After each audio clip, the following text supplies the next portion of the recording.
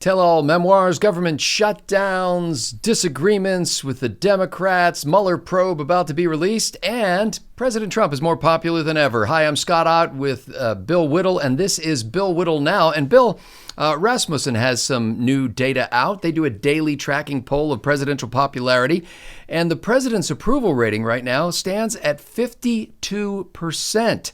And this is among self-identified likely voters. This is his highest approval rating since March 6th of 2017, shortly after he was sworn in as president.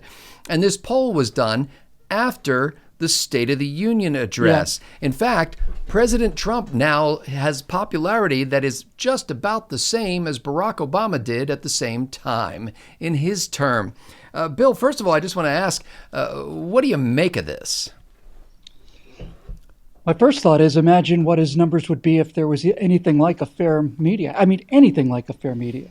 If a media that investigated this ongoing Russian thing, which is probably costing him 10, 15, 20 points, which was invented basically by the Democrats to cover the fact. I used to think it was to cover Hillary's ego, but now I think they've made a probe on Trump, connecting him to Russia, because I think Hillary Clinton's connections to Russia are really pretty shady. But be that as it may, it makes you wonder what his actual numbers would be in a fair hearing if it were a trial. And I don't want to say I predicted it, but I kind of, when we did the show on what I would say if I was President Trump, and I talked about having a little humility and not abandoning your principles, but basically saying the American people want us to do better than this. That was largely the message he delivered, I think, and it seemed to move a significant number of people who were pretty much on the fence, maybe 5, 7, 8, 10% of the vote.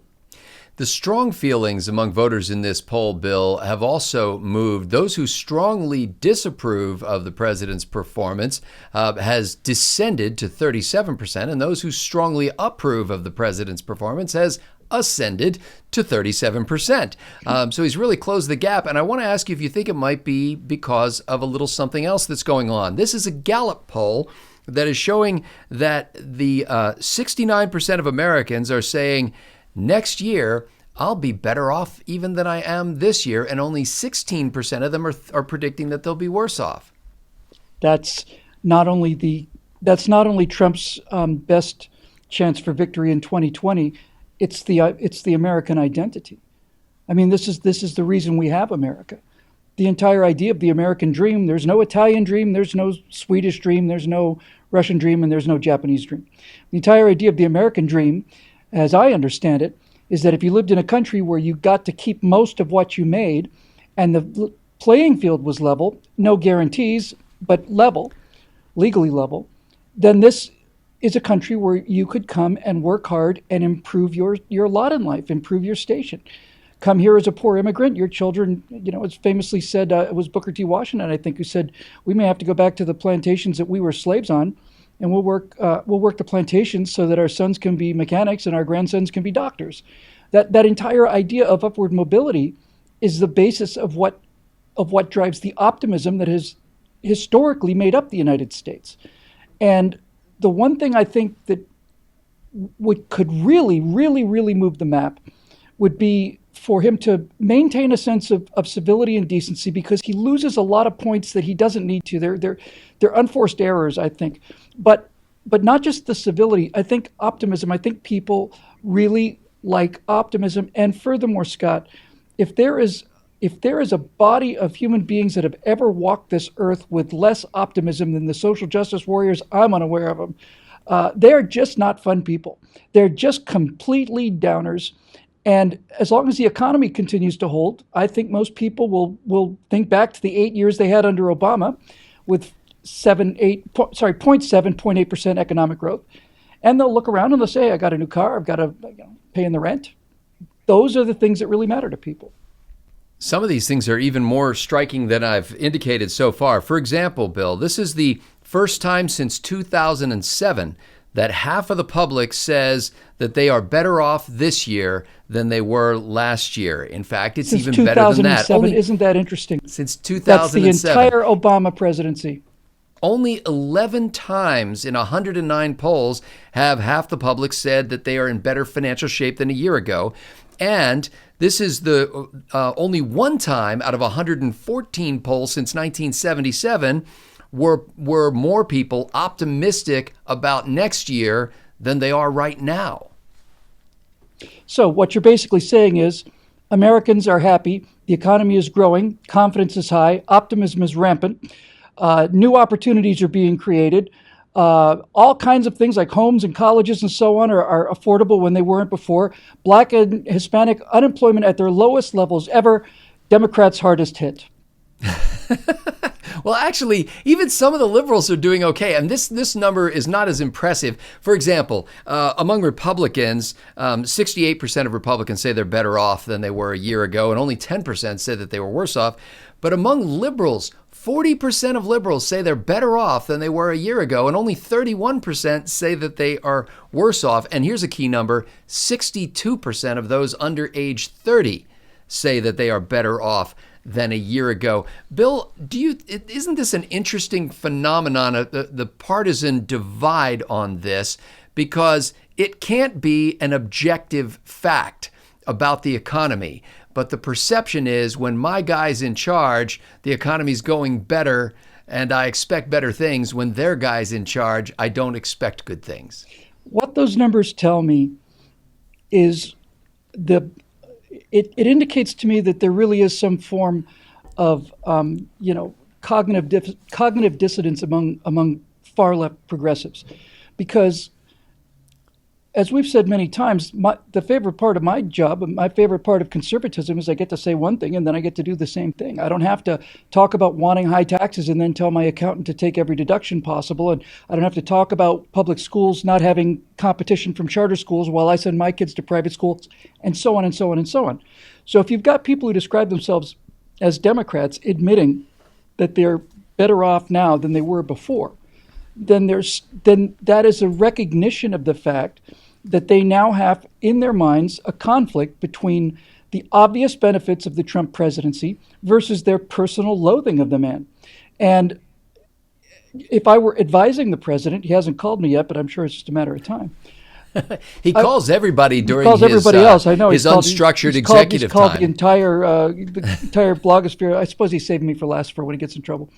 But if I were advising the president, I would urge him from a perspective of, sir, this isn't about personality. This isn't about criticism. This is just about winning, Mr. Trump. And you like to win, and we like to win, and winning is good for the country. If you show as much civility and politeness and decency and magnanimity as you can possibly muster, that's going to get you 7, 8, 9, 10% of the total polling numbers, and you will become reelected in 2020. So much of the visceral hatred. Look, the people on the far left viscerally hate Trump because they not only hate his personality, but they hate his policies, they hate his politics. The fact that the country's doing better is a catastrophe for the progressives. But I'm not talking about regular Americans. I'm talking about the people that are leading this socialist charge. Last thing you want is a bunch of wealthy Americans who are happy. You know, what's the point of having a progressive revolution if everybody's doing well? But if you take those people out of it, you have a significant number of people, I would say at least 20%, and I'll bet it's higher, of people who just don't like Donald Trump's personality. They find him coarse and abrasive, and he is. And if it were me, I would simply say as a businessman, sir, the less of that you do, and the more I don't want to say I don't mean to say the more you reconcile, but the more graceful you are, and the more willing you appear to be to cooperate, and the more optimistic you are, it puts all of your political opponents into a very dark box that they can't get out of. They either agree with you or they say, no, I wish things were terrible again. And presented as a strategy of winning, I think that I think he could be above 55%, maybe at 60% consistently until 2020 if he just stopped so many of these unforced errors that cost him a significant portion of the vote, people who are doing much better and would be inclined to vote for round two, except that there's so many things, not so much things that he says or does, as so much the way he says and does them. But look, Donald Trump is Donald Trump. That's the deal, and I'll take it. Well, I happen to have been listening to National Public Radio on my way home tonight because my entire collection of death metal CDs was in the other car. And I was listening to their coverage of the negotiations between the White House and Congress regarding the budget, and as that clock ticks down. And I was stunned to hear this panel of NPR correspondents basically saying, you know, the White House is kind of staying out of it and letting Congress negotiating kind of do their own thing. Their job, yeah. And yes, and so even the people on NPR were kind of mystified as to how it's possible that President Trump is actually sitting back and allowing Congress to go through this, and frankly, has been repeatedly sort of opening doors for them to find a way through this crisis. He hasn't been stomping his foot and saying, I must have a 50-foot high concrete wall.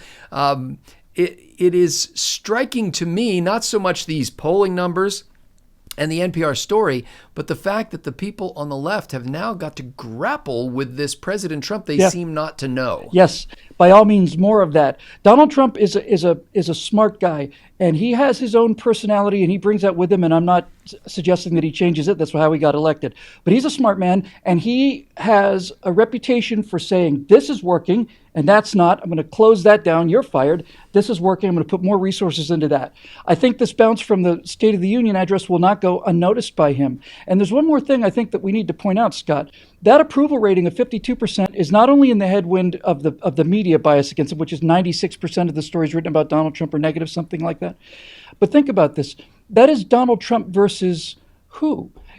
In other words, you don't approve of the president in a vacuum. I know it's an approval rating. It's not a this person versus that person, but it's Donald Trump on some level for many people. It's Donald Trump versus, Martin Sheen. It's like versus the generic perfect candidate. And what I'm trying to get at here is when the Democrats finally do put somebody up, if it's Elizabeth Warren or God, please, Antonio Ocasio-Cortez, and she starts talking about how we're going to basically make retrofit every building in America, absolutely retrofit it at the cost of trillions of dollars, and then not only will the planet be saved because it's going to die in 12 years, but also think of all the prosperity that we will have once we've spent these trillions and trillions of dollars to make our energy more expensive.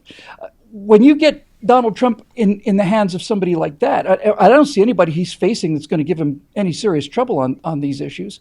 Then his numbers have to go up because now the people who only say, well, 50%, 52% approve of him, 48% don't, a number of people who put themselves in the don't approve category are going to look at what he's up against and say, well, okay, then.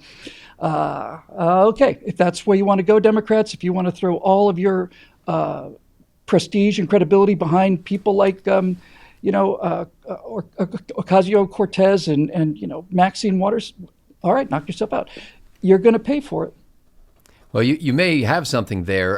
In fact, there's a story in the McClatchy News Service under the headline, Weaker Candidate Than Hillary. Democrats cast deep doubt on Biden's 2020 value. And so I guess there's a tide at this point in the polls and in public opinion and in the economy and in public sentiment. And I guess if you were a wagering man, would you, this will be my final question, would you think that this tide is going to continue to swell and roll through the 2020 elections, or do we have to be very careful because this might just be lapping at the beach and be gone before you know it? On some weird level, every day that goes by helps Donald Trump because while recoveries take a while to happen, so do recessions. And with an election 20 months away, whatever it is, every month of growth that goes by is just one more month of good times and one chance less for bad times. So much of what that election is going to shape up to is going to depend on who the Democrats run. I can't imagine we'd be lucky enough that it would be Biden. The only thing that'd be better for Republicans would be if it was Biden-Cortez. If she was one heartbeat away from the presidency. She's still not old enough. Oh, well, in that case, we can relax about that, although constitutional restraints never seem to slow them down in the past. But I can't imagine that we'd be lucky enough to get Joe Biden in exactly the same way as the Democrats thought that they would never be lucky enough to get John McCain against Barack Obama. You got this white-haired old guy who's been in Washington for 1,000 years against a person who's at least running. I mean, Joe Biden is one of the few people on earth who can stand next to Donald Trump and make Trump look like a young guy. I can't imagine we would be that lucky. But I suspect that they are going to do what everybody else in this culture is doing now. I think the Democratic Party in 2020 is going to roll left and die. They're going to, get woke, go broke. I think they're going to be prisoners to this outlandish, ridiculous socialist wave of theirs. Because if they don't go down that road, they're going to lose their base. And I think the American people have about reached their patience with this kind of idiocy, especially now that they're getting bigger checks. Bill Whittle Now comes to you 5 days a week thanks to the members at BillWhittle.com who fund this entire enterprise. We're grateful to them. And if you'd like to join their ranks, you can simply go to BillWhittle.com and click that Become a Member link.